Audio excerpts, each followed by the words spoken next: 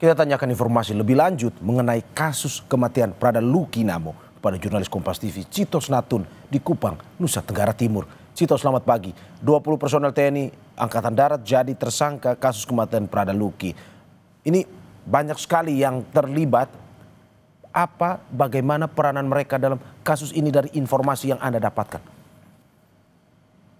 Selamat pagi Mario dan juga saudara. Memang untuk 20 tersangka yang sudah ditetapkan oleh TNI sejak kemarin, kami mendapat informasi kemarin sejak Pangdam Udayana 9 mendatangi rumah duka yang ada di asrama tentara Kuanino Kupang.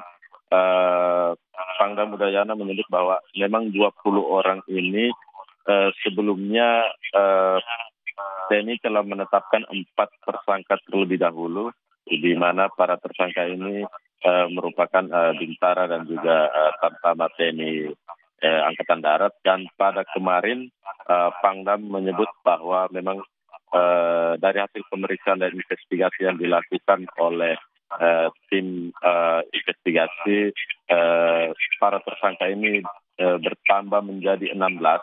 Di mana terdapat 1 perwira dan 15 lainnya merupakan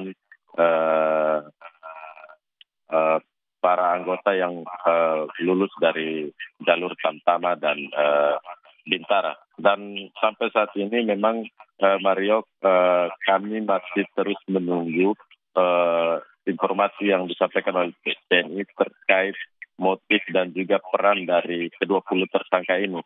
Karena memang sampai sekarang 4 tersangka yang sebelumnya sudah ditetapkan terlebih dahulu telah diterbangkan dari Kabupaten Ende menuju ke Kota Kupang, sementara 16 lainnya masih ditahan dan menjalani pemeriksaan di Subdenpom Ende.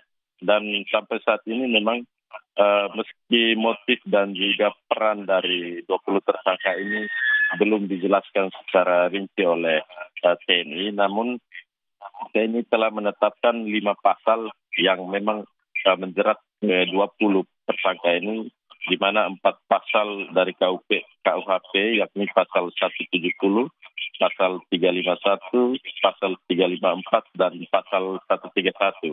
Sementara 1 pasal dari KUHP pidana militer, yakni pasal 132.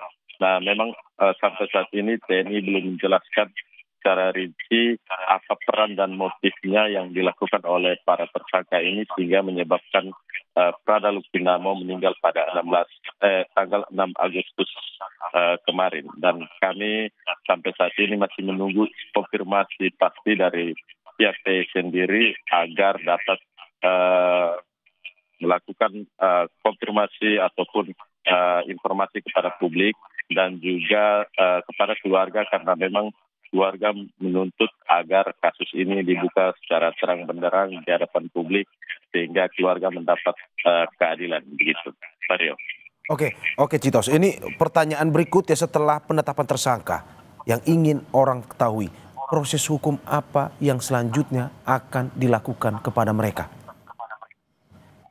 Baik Mario, memang untuk proses hukum sendiri sejak kemarin Pangdam Udayana menyebut bahwa pihak TNI akan secara transparan membuka kasus ini di depan publik. Bahkan TNI akan membuka semua hal-hal yang termasuk investigasi dan juga hasil penyelidikan yang sementara dilakukan oleh pihak TNI sendiri. Dan bahkan TNI berjanji bahwa dalam sidang-sidang, bahkan sidang peradilan militer sendiri akan dibuka ke publik agar masyarakat atau publik pun tahu bagaimana proses dan penyelidikan yang sudah dilakukan oleh TNI.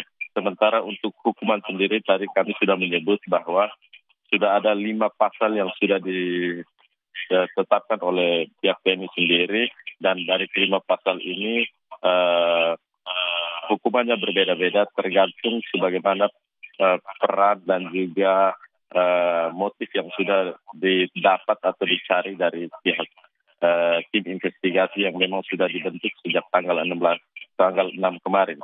Dan kami masih menunggu sampai saat ini dari kelima pasal itu akan diberikan kepada prajurit-prajurit mana yang sudah menjadi tersangka ini, Mario. Ya, kita tunggu terus update informasinya. Terima kasih Citos Natun atas laporannya dari Kupang, Nusa Tenggara Timur. Selamat bertugas kembali.